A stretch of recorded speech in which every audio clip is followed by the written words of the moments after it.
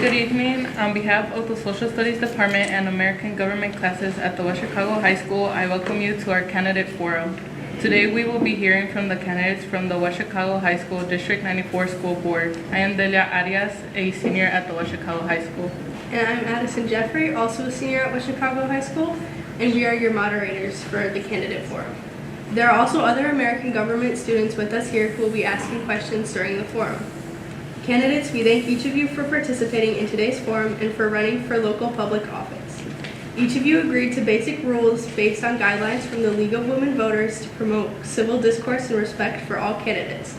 The basic guidelines are: candidates will give opening statements in alphabetical order by last name. Candidates will alternate the order of speaking. The candidate who makes the first opening statement will move to the end of the line for the first question, and this will continue throughout the questioning and closing statements. Candidates will be allowed 1 minute to make an opening statement, 1 minute to answer each question, and 1 minute to make a closing statement. If a candidate exceeds the allotted time limit, I will ask you to finish your sentence and we'll move on to the next candidate. Candidate statements and responses will be timed. American Government students will keep time and display countdown cards visible to our candidates and the moderators. The green card will be held up as soon as you begin speaking. The yellow card will be shown when you have 15 seconds remaining for your minute. And finally, the red card will be shown when your time is expired. Audience questions were obtained in advance, and I will read each question loudly. No visual aids will be permitted. This forum will be recorded and will be available on the League of Women Voters website and social media. We will begin with opening statements. As we proceed with alphabetical order, Mrs. Chavez will be the first candidate to share her opening statement. Mrs. Chavez, you will have 1 minute for your opening statement. You will see green, yellow, and red sign to help you keep track of time. Ready? Okay. And then Ms. Chavez, you have 1 minute. Okay, thank you. Good afternoon. I just wanted to thank the Social Studies Department, the League of Women Voters, and students for making this forum possible today. I've been connected to the high school for over 30 years. First as a student, and then as a parent, and now as a candidate. Like many in our community, I grew up in between two cultures, two languages, and two sets of expectations. At school, I needed to adapt, and at home, I was expected to be myself. But when it came to ACT prep, FAFSA forms, and college applications, I was on my own. My parents did not know how to guide me through a system that they had never experienced themselves. So, it was a little bit hard, but then I made it through. So today I'm running to bring that lived experience to the school board, and I'll be committed to effective governance and clear communication with our students, community, and district leadership. Thank you. Thank you, Mrs. Chavez. Next, Mrs. Durmus, you will have 1 minute for your statement. You will also see a green, yellow, or red sign for your time. All right, Mrs. Durmus, you have 1 minute. Good afternoon. I'm Catherine Doremus. I've been a resident of Winfield for the past 33 years. And again, I want to thank everybody who's here and participated in bringing this opportunity to us candidates. Three of my children and my daughter-in-law have all graduated from P94, and my family is about as diverse as the community. So I come to the board with a lot of experience, both with my children and my family who came here. I also was elected to the board originally in 2007, and for all but a year and a half of that, I've served on the board ever since.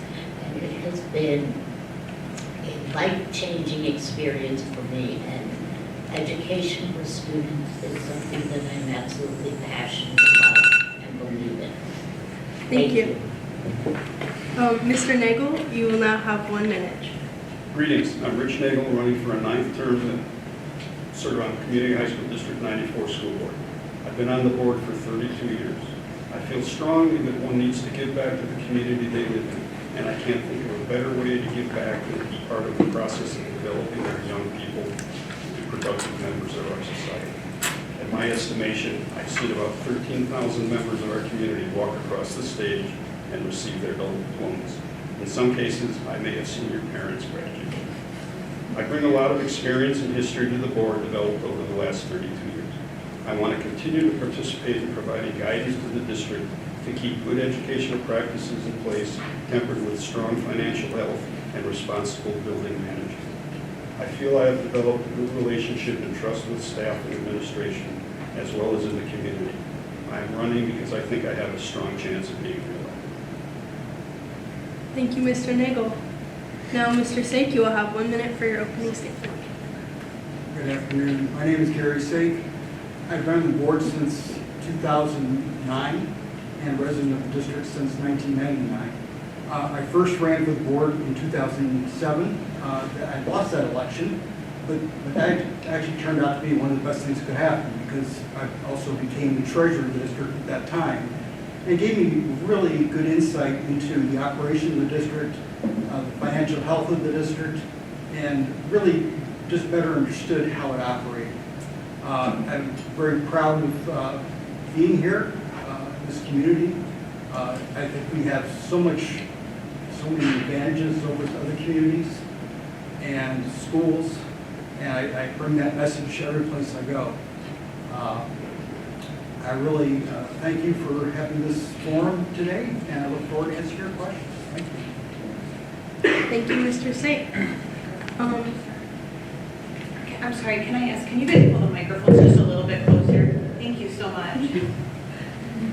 All right, and thank you all for your opening statements. We will now move on to the question portion of the forum. Students in American government classes submitted these questions. After each question is read, you will have 1 minute to respond. We will begin responses with the next candidate in the alphabetical listing. So, Mrs. Doremus, you will be the first to respond to the first question.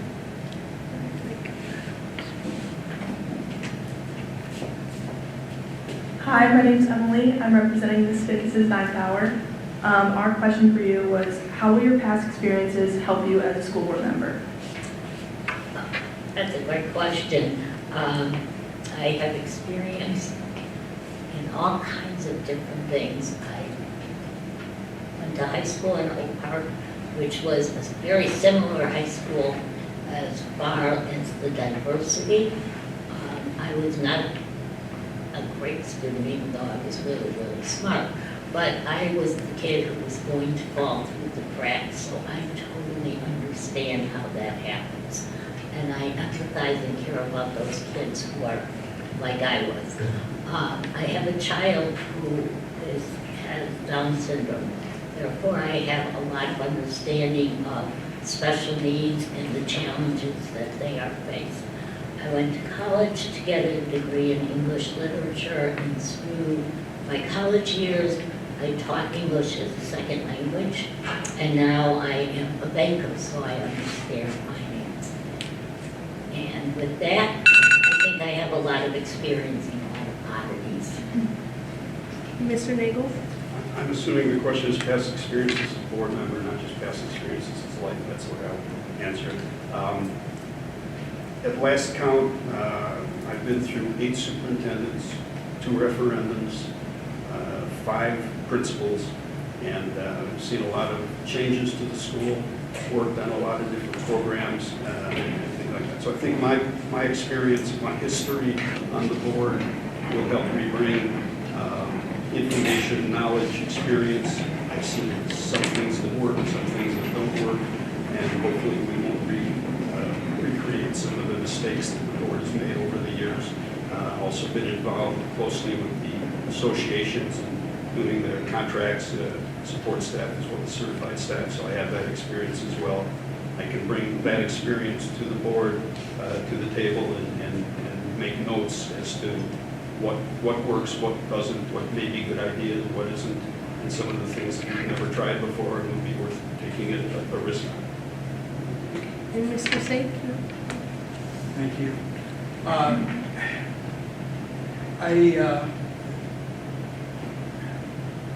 I'll answer this from the perspective of both. My business background, I owned a business for 30-some years, and it gave me the opportunity to understand not only what employers look for, but what made people work together. And that was a really important aspect. One of the things that I come to the board differently than some of the others is that I do not have a college degree. I had a full ride scholarship coming out of high school, but I decided that it was not for me. And so I always found that as an important aspect to be able to come and work with students that had different paths than others. Okay, and finally, Mrs. Chavez. Thank you. So my experience in my work is in digital design operations. So that requires bringing people together to solve challenges, continuous learning, analyzing data, and researching best practices. And we know about technology, it moves quick, so we're always leading to it. And so I want to bring that skill set to the school board, and I think that works well there. And I've also had the privilege of serving as a parent representative on the strategic planning team, and so that was a very eye-opening experience. And I got to help the district set long-term goals and priorities, and I want to continue supporting that work as a school board member, just to make sure that our policies and resources align with the long-term goals and student needs. Thank you. We now invite the next student up, and then we will begin with Mr. Nagel. My name is Brian. I'm here to represent Ms. Vicky's class from second period. My question to the board is, what goals should the board have for the school community, and how can it be achieved? And Mr. Nagel, you may begin. That's going to be tough to answer in a minute, but I'll try. I guess right now, one of the biggest goals is embracing our new strategic plan that has sort of laid out all of the things that we want to accomplish in the next few years. So I think that's a priority on behalf of the board to understand it, embrace it, approve it, and start to engage in it. Other than that, obviously, always the maintenance of the building, the maintenance of the financials, and improving our student achievement is always a goal. We've got a lot of details to that, but those would be the main overriding goals that we need to focus our direction. Mr. Sink. Our overriding goal is to prepare students for college and career. Really, we can do that through a number of means, but it's important that we give students the options. I really feel very strongly that there are different paths. We need to help them achieve each of the paths that they so wish. As far as maintain the district, maintain the school, we certainly need to do that. We've done a lot of work in upgrading the school, expanding the school over the last 20 years, and it's really turned out to be a necessary improvement that has helped expand the curriculum and expand opportunities for students. And then we have Mrs. Chavez. Thank you. So, yeah, being part of the strategic planning team is an area where we were able to set up 5 goals, long-term goals for the school. And so, you know, it really comes down to making sure that the board is always student-centered, which I believe it has been. And it comes down to, you know, attendance and engagement for the students. And so how can we ensure that the policies and resources align with those goals that have been set long-term? And I think another area where we can really kind of push a little bit more is community engagement. We want to make sure that we're reaching, you know, all of our parents and families and giving them an opportunity to, you know, engage with us, tell us what's going on and how we can do better to help support their kids. And then Mrs. Durenas. Basically, everybody here addressed all the same things, and I'm fully on board with it.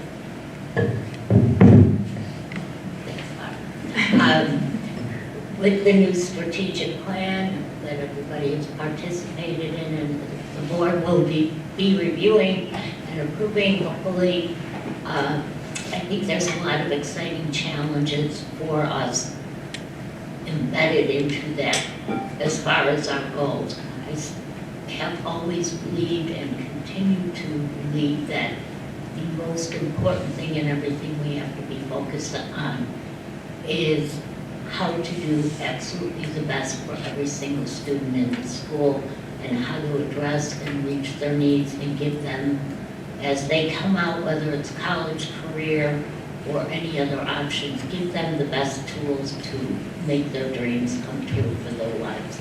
So for me, engaging the community, reaching out to the staff and following those goals is what we need to do. Thank you. All right, we now invite our next student up. We will begin with Mr. Sick this time. Hi. Sorry. My name is Dominic, here on behalf of Mrs. Clark's 10th period class. Our question is, how will you address rising costs of school supplies, events, food, etc.? Mr. Sick, you have 1 minute. Sure, thank you. That's a problem for everybody, certainly not just students in schools. Really have to do a lot to try to maintain the best environment for financial stability, and we certainly work with food service vendors, things like that, to help control the costs, find better ways to do that. We have not increased the tuition fees in several years now, which is one positive thing that we've been able to do. We've made minor cuts where we needed to, but we try to stay away from students as much as possible. So start away from student impact as much as possible. And then Mrs. Chavez. So, yeah, I agree. It's important to make sure that every dollar spent is benefiting the students. And so, how do we, take a look at maybe the food vendor contracts to see is there something that can be done to lower the price of the food, or, are there grants out there? I think another area is, let's see if there are other organizations that the school department to provide some relief around the cost of school supplies and events. So I think there's various avenues that can be explored in order to, address that without, cutting the grants and benefits that the students need in order to succeed. And then Mrs. Doremus. It's going to be an interesting next couple of years, and I am very, very scared of it. So, but I went through the Great Recession with this school board, and we looked really hard, and our board fought like crazy to protect jobs and to protect the students and keep them from losing the things that were important to them. So I think we're going to need to be able to pivot. I think we're going to have to look at ways, creative ways to use the resources we have and to protect the community, because our community resources are already stretched pretty thin. It's going to be a difficult time, but I think having the board that has had the experience and the staff that we have that knows how to look, we're going to make it through somehow. Thank you. Okay, and then Mr. Nagel. I'm going to say that as a board, we're going to rely heavily on our business managers and administration, challenging our business people to, I'm looking around. We need to look at how we can reduce waste, improve efficiencies. We're a member of a couple of buying cooperatives and things. So as far as the board itself, we really don't address, we don't control the costs, but we can control the way we work with the costs through the environment. Thank you. Thank you. Before we move on to the next question, could you all move your mics a little bit closer? Thank you. Okay, and then our fourth question. This time we will begin again with Mrs. Chavez. Hi, I'm Mariah, and I'm here representing 7th to 8th for FICUS. My question for you is, how would you work to meet the needs of all students, including those who do not plan to go to college? Yeah, that's a really great question.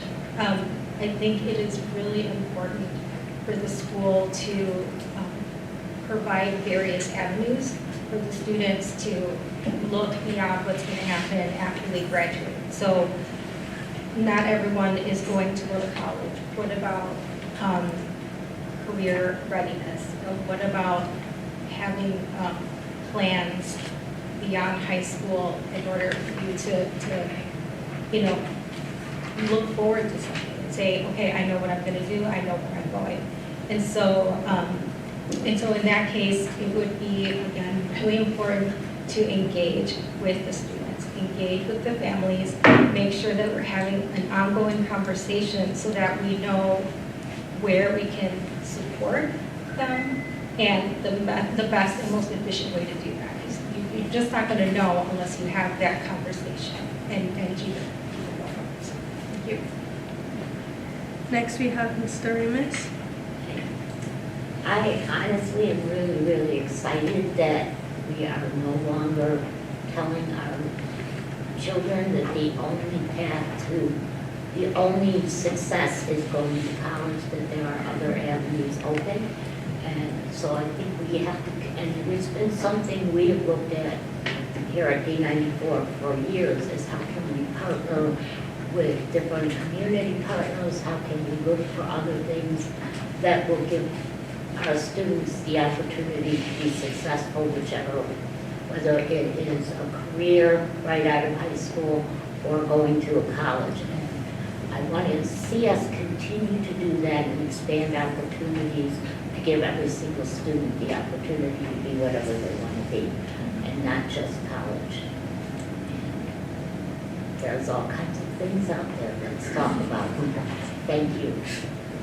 Mr. Nagel? At the time we questioned, some of the board members were just at an IASB presentation where the main topic was, do we want to make sure that everybody goes to college, or do we want people to look at their plans and figure out whether going to college and generating all kinds of debt is the right thing to do, that they need to go to college right out of high school, and they need to take some time off and work, that they need to look at community college for a start and move on.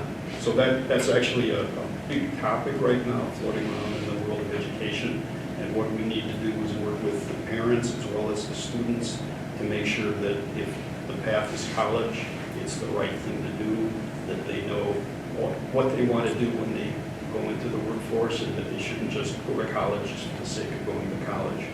They should know their pathway and avoid building up a large amount of debt that they may not be able to pay for based on the jobs that they would get. Mr. Sink? I think what's vitally important is for students to understand that there's not one path that's better than the other. The path that's right for them is where they should be headed. Again, I mentioned that I didn't go to college. I just went to some high school classes. But it worked well for me. It was a path that worked well for me, and there's nothing negative about not going and following a college career path, college path. There are many careers out there, the majority of careers do not require college educations. And coming from a diverse community such as this, you certainly need all sorts of individuals' talents and abilities. So I really hope that my life inspires other people to follow their own path, follow their own way. Thank you. Thank you.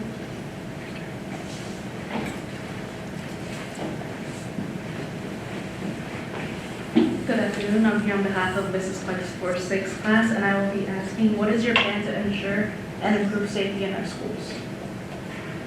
Okay, we will have Ms. Dury start with this question. Okay. Hopefully we are doing every day everything we can possibly do to ensure safety in this school. I know it's been ongoing as long through my whole tenure on the school board to work to protect our students as they should be. The school should be the safest place they could ever be. Unfortunately, in the world that we live in, that's not the case, as you all know. And my heart goes out to you living in that kind of environment.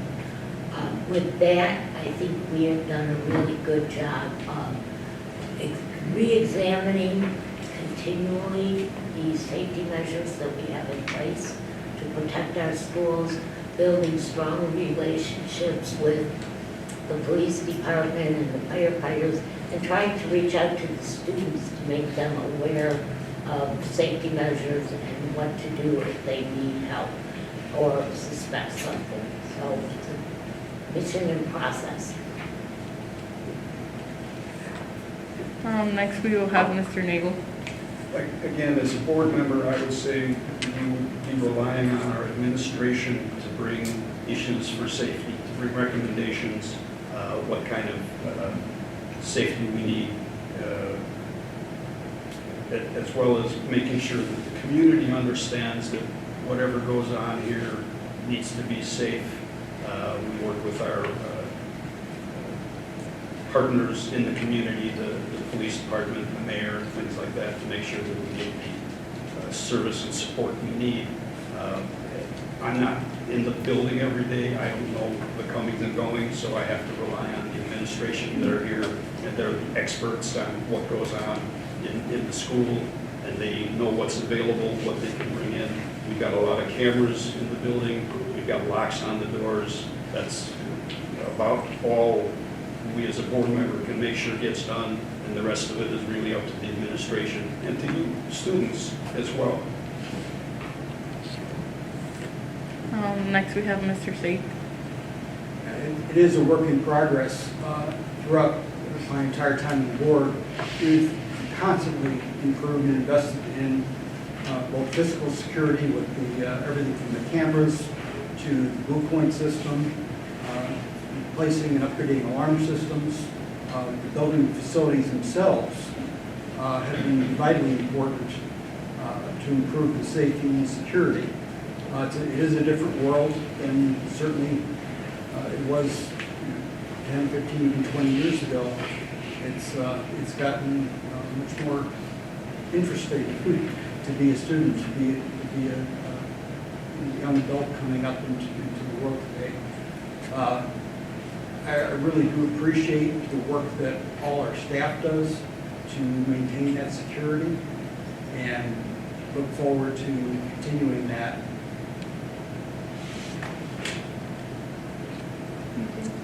And I'll have Ms. Chavez.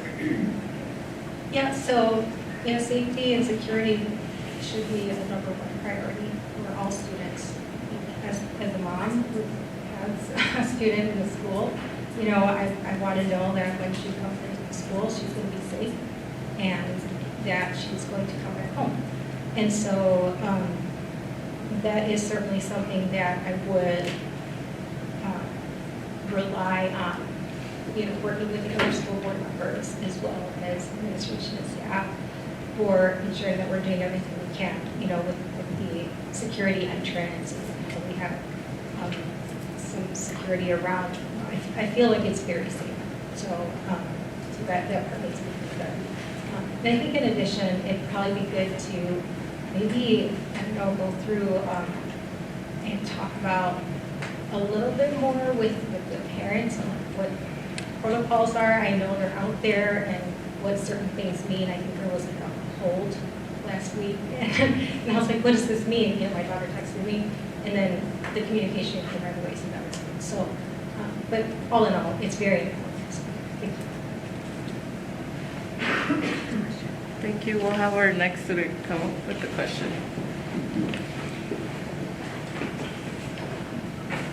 Hello there. I'll be representing Gishome in Mr. Chisholm's 4-5 class. My question is, how will you support efforts to recruit and retain high-quality young teachers given the fact that according to a recent University of Pennsylvania study showing over 44% of teachers burn out within 5 years of teaching? We will have Mr. Nagel start off. Oh, sure, you have a long Again, what I would defer to is our administration, particularly our HR people, to tell us what we need to be doing. They know the research, they study the people, they do the exit interviews and recruiting and things like that. What we can do as we bargain and negotiate contracts is understand what we need to improve on and how we can build that into the contract.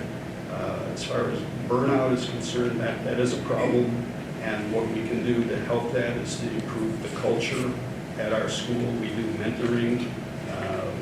We have groups of teachers that can get together, and one of the things we need to do is make the teachers, all the staff, feel that they're part of the community of the school, be welcome, be engaged.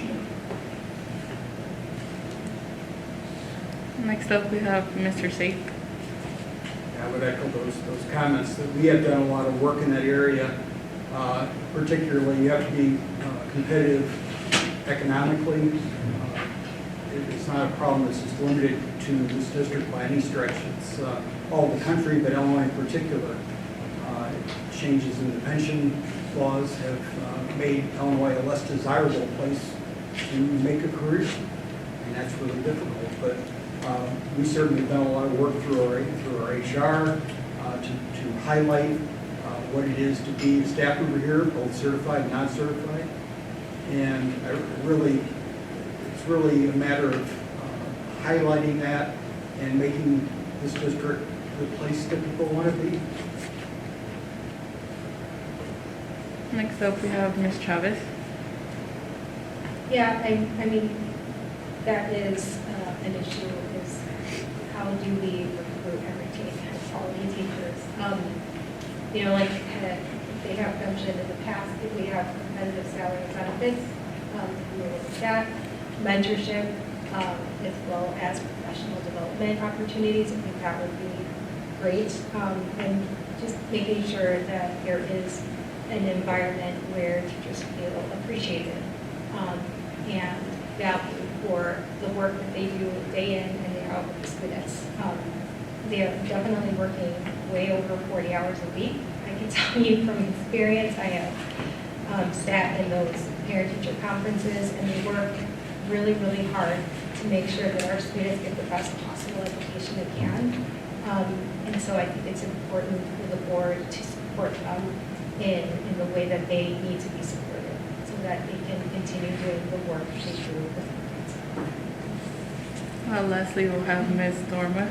I agree with what everyone has said here, and one of the most tremendous resources that I always thought of when it came to this school was the quality of the teachers and the staff here. It's part of why I came onto the board, was because our staff and the people who taught my children was so exceptional. So I value what everybody who works in this building does.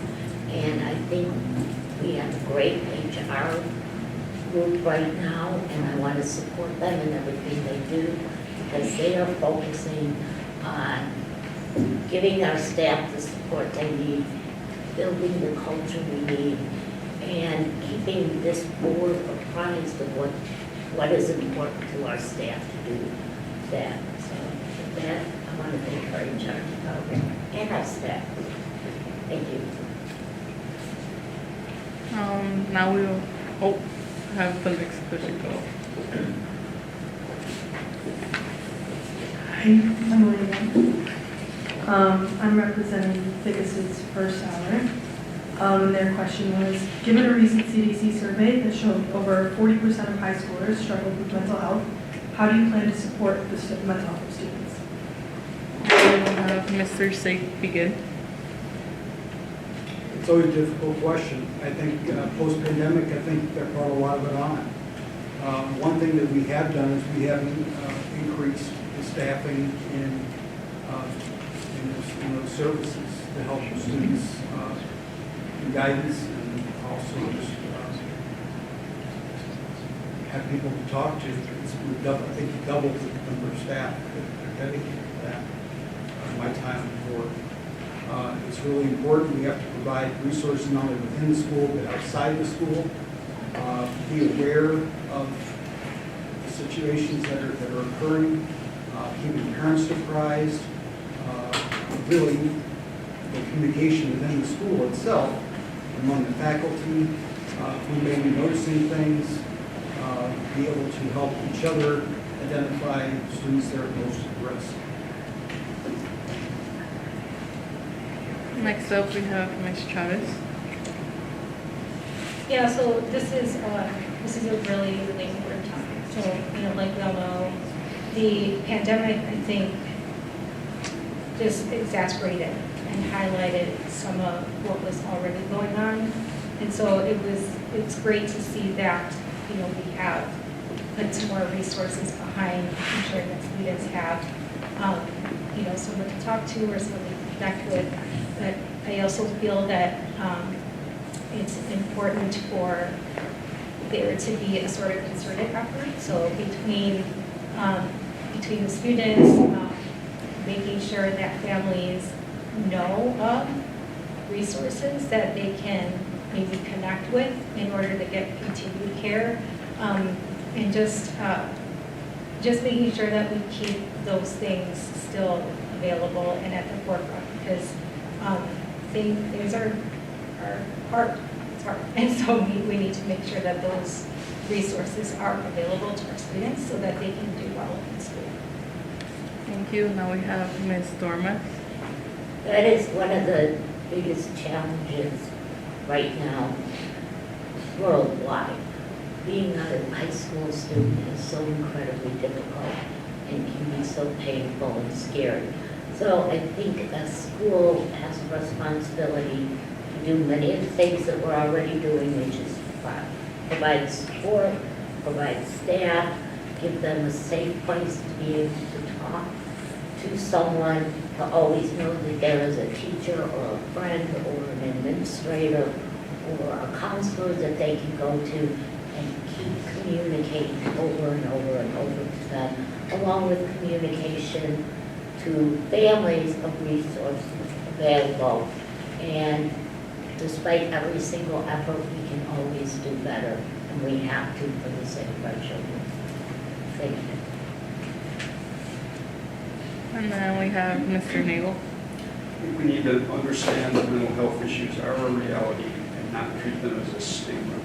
We give students the opportunity and the feeling of safety to turn to their counselors, staff, coaches, to discuss the issues, talk to their peers, and not try to hide the issues.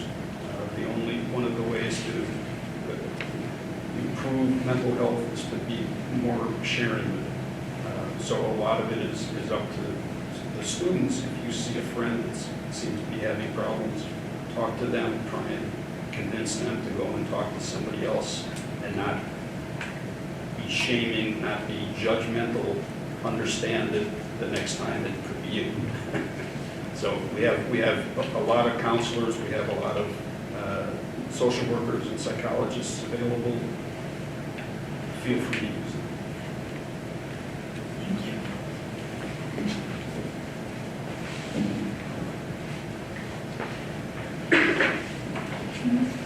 Good afternoon. My name is Elizabeth. I am representing Ms. Buckler's and Ms. Boosters in our class. My question is as follows. How do you plan to work with the community to ensure that all voices are heard? We will have Ms. Chavez begin. Yeah, this is actually a really good question and something I'm kind of excited about. We could do town hall meetings in order to get feedback from the community. We can partner with local organizations to kind of meet parents where they're at, and community members to make sure they have the opportunity to talk to us. We can, reach people through various channels. Maybe, I don't know, my parents are on WhatsApp a lot, and so if they were to get communication in that app, it might be more likely that they see it. And so That is a way to ensure that all voices are heard.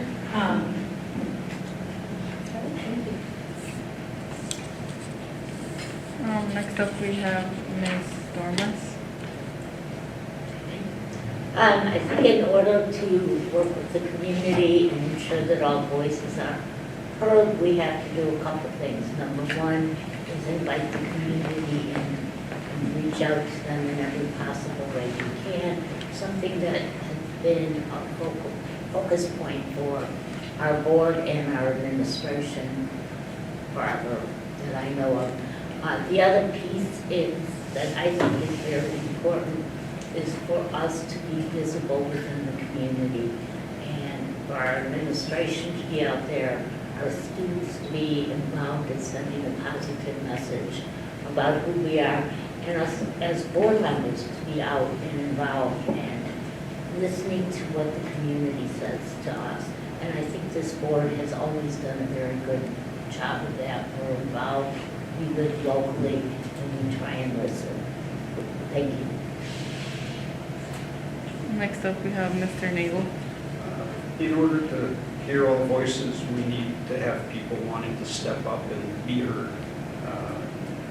We need to make sure that there are issues brought up and we would respond to them with things that make sense, answer questions, and if action is taken, make the action and tell people what we've done in response to that. One of the problems is a lot of people will complain to their neighbors and complain across the fence, but not really bring those issues to the board or to the community.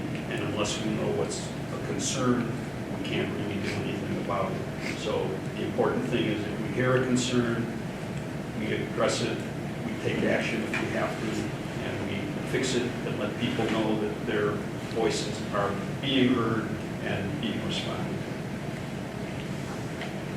Next up, we have Mr. Sake. That's a really good question. I'll say that we used to do a lot better job than we were doing recently, and I think a lot of that has to do with the pandemic. A lot of things stopped that we were doing previous to that. In particular, we had the town hall meetings a couple times a year where parents or anybody from the community come in and talk to the board, talk to the superintendent, and just kind of get a better idea of what's going on, the changes are being made, have a chance to voice their concerns, talk with other parties, and that was a really good way for us to hear back. Our communication cannot be just one way, it needs to be two ways. We need to encourage that at all times. Thank you. I also had another question. What is one area that you would like to see the current school board change their policy on? We will have Ms. Doriamas start this one. I don't like that question. Can I go first, please?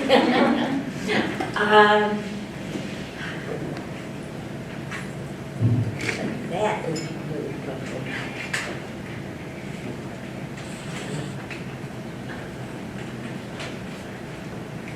Honestly, there is not one policy that I can think of solely that I'd like to see changed. There may be many, but I don't know which one is more important than the other one. So with that, I'm not going to say one should be chosen. That's all I can say. Thank you. Thank you. Next up, we have Mr. Nagel. That is a tough question. As a board member, I would say that's not the kind of question I'd be able to deliberate and answer in a minute. It is probably a question that we maybe need to bring to the board and discuss, look at what policies are working, what policies aren't. Again, hearing the voices of the community, what do the students and the staff think? We have policies that are out of date or just not working correctly. So I can't give you one sitting here now. You probably wouldn't want a board member that would shoot from the hip and come up with something that quickly. But it is a good question and probably should be discussed over the next couple of months. Thank you. Next up, we have Mr. Sake. I'll make the popular answer, and that's cell phones. Certainly been a lot of talk about that at the state level and local level recently, with District 94 making some changes internally on the use of cell phones during the day, and then well received. We also have to look at what the needs are of the students with the cell phones. They're a vital connection. It's hard to break people of use of them, but it's also, this is a learning environment. We have to be cognizant of that. Thank you. Next up, we have Ms. Chavez. Yeah, so I would say from a policy standpoint, I know a couple years ago we decided that we're going to make sure that the student handbook is in Spanish so that it can be accessed by our large population of Spanish-speaking families. And I wonder that if that is in the policy. Like, can we update the policy so that it's, stating, information needs to be available to families in a language that they can understand. And so that way, when the school board changes or there are changes in the school, that's something that stays and is always addressed for the future. And so I think in that way, we can take a look at policies and strengthening them in certain areas that would be beneficial to our community. Thank you very much. Thank you, candidates, for your answers to the questions. We will now begin the closing statements. Each of you will have 1 minute to share your closing statement. We will begin with Mr. Nagel. I'm an engineer. I think analytically. I seek information to define, understand, and solve problems. I'm not afraid to ask a lot of questions of staff and administration. Mr. Olber will agree with that. While at the same time trying to respect the boundaries between gathering information and micromanagement. I have a strong concern for the needs of our students and have always been a champion for the arts in our school. To me, as important to student growth as the curriculum needed for graduation to meet the state requirements. Another characteristic I've developed over the years is patience. I'm not necessarily the most patient person in my personal life. I have developed an understanding that changing a school district takes time.